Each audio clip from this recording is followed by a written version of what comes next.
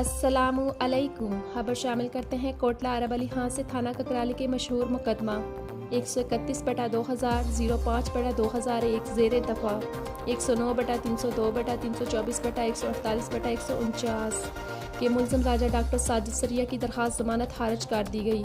इश्तिहारी मुलज़म doctor Sajid सरिया को 18 साल रावलपिंडी से SHO Babar Bhatt sub inspector Syed Qadeer Shah ने अपनी टीम के हमरा छापा मार के गिरफ्तार किया था। मुलज़म तकरीबन 1 साल से जेल में बंद है। मुकदमे की पैरवी मदई मुकदमा राजा हक नवाज कर रहा है।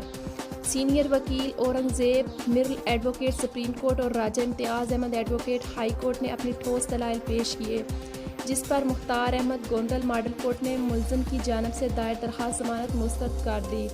मुलज़म की इससे कबल सेशन कोर्ट और हाई कोर्ट से भी दरख्वास्त ज़मानत खारिज हो चुकी है और अब सुप्रीम कोर्ट से भी आज 5वीं दफ़ा ज़मानत खारिज हो चुकी है। इस मौका पर मदई राजा हक नवाज बाबर ने कहा, डॉक्टर साजिद की जमानत की तरीक से पहले भी उन्हें हाई कोर्ट नवारुल हक साहब को 3 जमानत रखियाँ।